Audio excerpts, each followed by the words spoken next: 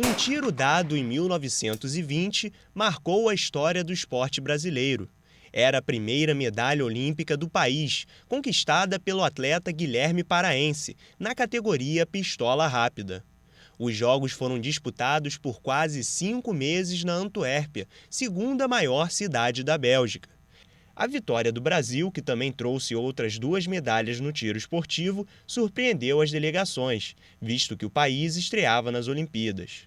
Eles todos já tinham títulos estaduais, brasileiros, de campeonatos sul-americanos. Então, todos já tinham condição de competir, de igual para igual com a Olimpíada, só ninguém sabia disso. A equipe era muito boa, essa que é a verdade. E eles saíram daqui, se tivesse índice, eles seriam qualificados para isso. Por isso, eles saíram por conta própria e se aventuraram para uma Olimpíada na Europa. E esta aventura durou cerca de 1 mês, com os brasileiros atrasados para o início das disputas. Nada que atrapalhasse a vontade dos futuros vencedores, que ainda lidaram com outras dificuldades. Chegando na França, eles tiveram problemas na hora de entrar na França com armas. E tiveram problema de roubo também, de munição. E fizeram o resto do percurso de trem. E pegaram as piores acomodações, em que eles tinham que andar assim, alguns quilômetros, por exemplo, para o campo de treinamento.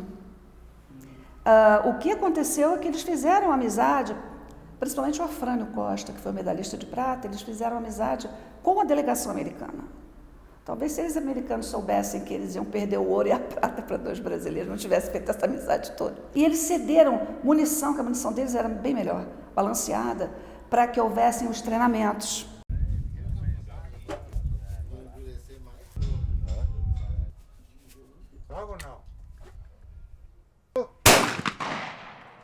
Nós temos aqui imensas dificuldades a serem superadas. Legislação, que acarreta uma burocracia imensa, o custo dos insumos para a prática do tiro esportivo são elevadíssimos, isso restringe o número de atletas dessa modalidade. Mas a gente, com trabalho, com criatividade, nós vamos tentando suprir e driblar esses obstáculos. E hoje o Brasil está, apesar de todas essas dificuldades, está então num lugar de muito destaque no tiro internacional. Para os Jogos do Rio de Janeiro, o tiro esportivo terá provas de carabina com 10 e 50 metros de distância do alvo deitado ou em 3 posições, tiro com pistola de 10, 25 e até 50 metros e a fossa olímpica, conhecida popularmente como tiro ao prato. Esta é dividida em fossa double masculino, na qual o atirador dispara em 5 posições e precisa acertar 2 pratos com 2 tiros, e os esquites masculino e feminino, em que o atleta chega a disparar 8 vezes. Entre os 9 representantes brasileiros, 3 mulheres e o líder do ranking mundial da pistola de ar. Não será nenhuma surpresa se nós conquistarmos uma ou mais medalhas. Quem sabe até uma dourada. Nós temos atletas hoje no Brasil de nível muito alto. Por exemplo, eu cito Felipe Vu, que é da disciplina de pistola. Hoje ele é o primeiro ranqueado internacionalmente. Conquistou esse ano 2 Copas do Mundo.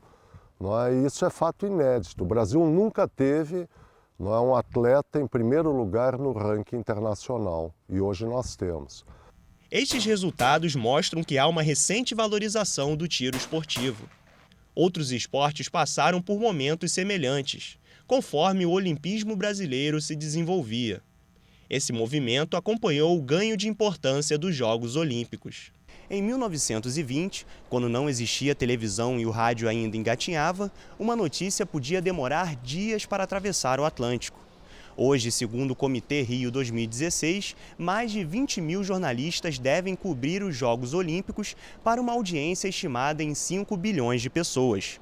Esse número é quase o triplo da população mundial na época dos Jogos da Antuérpia. O grandiosismo dos Jogos Olímpicos tem a ver também com a sua relação com a imprensa e com os meios de comunicação em geral. Ainda que o campo esportivo já fosse bastante popular no século XIX, ele não tinha a força que ele tem na população, notadamente porque os meios de comunicação ainda não tinham aprendido completamente, né? Ainda que a imprensa escrita já dedicasse muita atenção ao esporte, foi de fato quando chegou a televisão que definitivamente o esporte se tornou uma das manifestações culturais mais importantes de todo o mundo. Os jornais tinham um sino, que eles tocavam o sino quando tinha alguma notícia importante. As pessoas se aglomeravam em torno, ali próximo àquelas, geralmente centro da cidade, Sacada, centro da cidade do Rio de Janeiro. E as pessoas davam a notícia com o megafone. E foi isso que aconteceu. Tocou aquele sino e eles chegaram, olha, os 2 brasileiros, Guilherme Paraense, conseguiram a primeira medalha de ouro olímpica, e assim foi. Para as condições do tempo, foi um alcance notável, né? Porque tinha a ver com essa ideia de um país que pretendia se mostrar definitivamente moderno. Tanto assim que o Guilherme Paraense conquista a sua medalha em 1920. Em 1922, a gente faz uma grande exposição para comemorar o centenário da independência e organiza o que foram os primeiros Jogos regionais. Quer dizer, desde aquele momento, os Jogos Olímpicos e o esporte em geral já eram entendidos como eles são hoje, como uma grande plataforma de propaganda internacional. Apesar das homenagens que se estenderam até o falecimento do atirador em 1968, seu feito permaneceu esquecido dos brasileiros. Hoje, sua neta, com quem conviveu por apenas 13 anos, resgata essa história. Uma história de quem inaugurou o olimpismo no Brasil.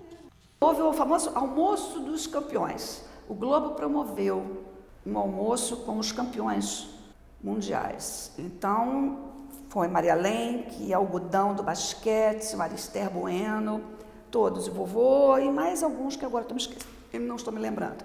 E então houve um almoço, eles se reuniram e o vovô do lado da Marister, ela tinha acabado de ser campeã em Wimbledon. Ele disse, eu abri o caminho à bala para vocês em 1920. Nada mais justo.